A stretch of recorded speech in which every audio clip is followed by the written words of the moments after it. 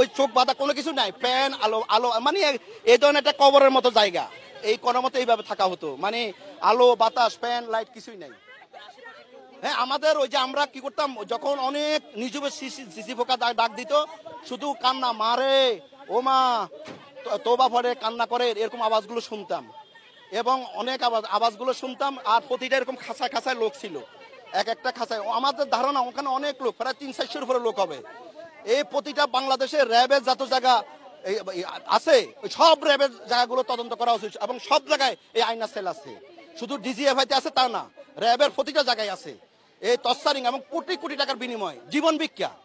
আপনার কাছে যদি টাকা দিতে পারেন আপনার জীবন। আমাকে বলছে যে যদি টাকা না দাও ইলেকট্রিক মিডিয়া কভার মিডিয়ার সামনে ইয়াবা মাদক দ্রব্য অস্ত্র নিয়ে আমাকে মিডিয়াতে আনবে, মিডিয়ার সামনে আইনে দেখাবে যে আমি একজন মাদক ব্যবসায়ী, আমি একজন অস্ত্র ব্যবসায়ী, এটা দেখাইয়ে দেখাবে।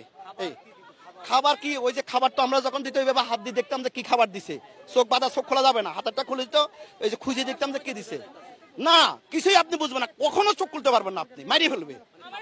হ্যাঁ, মাকে দিত হয়তো আপনার ওইটা 2টা রুটি দিত আর একটু ভাজি শেষ, আর ওটা দিতে কিছু মেডিসিন থাকতো, ও খাইলে আজকে খাইলে একদিন ঘুমাই থাকতেন, মানে খাইলে ঘুমেই থাকে, খালি ঘুমাই থাকে মানুষ, আর শুধু কান্নাকাটি, শুধু কান্নাকাটি, কত কষ্ট যন্ত্রণা। আপনি যদি 1 বছর জেলে থাকেন আর এখানে আয়নাগরে একদিন থাকেন এক সমান। আমার যদি জেলে 1 বছর দেয় আর আয়নাগরে একদিন দেয়, আমি বলবো আমি 1 বছর জেলে থাকবো, কারণ জেলে আপনি বন্ধু বান্ধব চোখ খোলা তো দেখা যাচ্ছে, তো ওখানে কিছুই দেখা যায় না।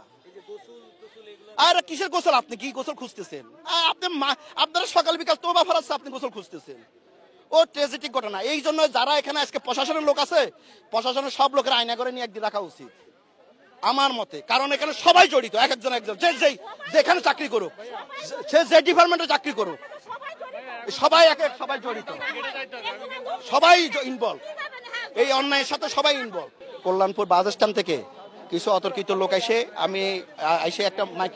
একটা মাইক্রো গাড়ি দিয়ে আমাকে উঠে নিয়ে যায়, এবং উঠে নিয়ে যায় প্রায় উঠেই মাইক্রো গাড়িতে চোখ বাইতে ফেলায়, চোখ বাইতে হাত বাইতে ফেলায়, এবং আমার জিনিসপত্র সব নিয়ে যায়। পরে 40-45 মিনিট যাওয়ার পরে এক জায়গায় কোথায় নামালো জানি না, পরে ওখান থেকে নিচের দিকে নাকি উপর দিকে নিয়ে গেল, নিয়ে পরে ওই অবস্থায় রেখে দিল, এবং কাপড় চাপড় সব খুলে একটা লুঙ্গি নাকি কি পরাইলো, এবং হাত বাঁধা এবং চোখ বাঁধা। এবং ওখানে সত্য হলো যে আপনি যদি চোখ খুলেন আপনাকে মেরে ফেলবে, হাত দোলা যাবে না, এবং কোনো মানুষ যেমন কারো কোনো সাউন্ড নাই, কোনো কথা নাই, কিচ্ছু নাই। ওই অবস্থায় 1 মাস 10 দিন রেখে দিছে।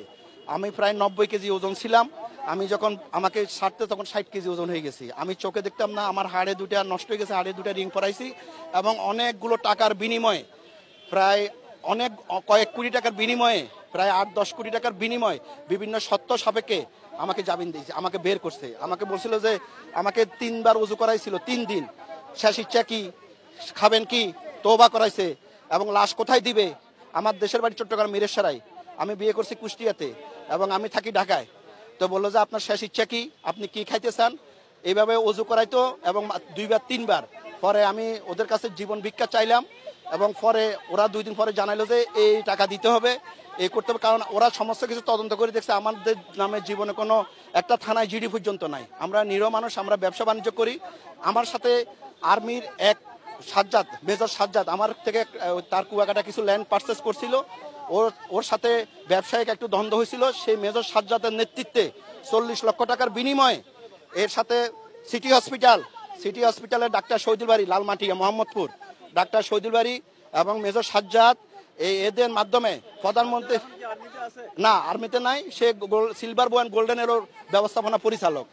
হ্যাঁ, এবং ওইটার মাধ্যমে সে যেহেতু সে আর্মির মেজর ছিল, সে র্যাবের সাথে, বেনজির সাহেবের সাথে এবং এডিশনাল ডিজির সাথে যোগাযোগ করে কন্ট্রাক্ট করে আমাকে এইভাবে উঠে নিয়ে যায়। এবং ওরা আমাকে যখন ছাড়তেছে আমাকে বলছে যে কোনো মিডিয়া, কোনো মামলা, ইলেকট্রিক মিডিয়া কোথাও যায় যদি কথা বলি তাহলে আমার 2টা সন্তান আছে, আমার 2টা সন্তানকে মেরে ফেলবে। জুলুমবাজ অত্যাচার যারা করছে তাদের নিয়ে বিচার, সুষ্ঠু তদন্তের মাধ্যমে, নিরপেক্ষ তদন্তের মাধ্যমে এদের আমি বিচার চাই, এবং এই বাংলার মাটিতে তাদের বিচার হওয়া উচিত।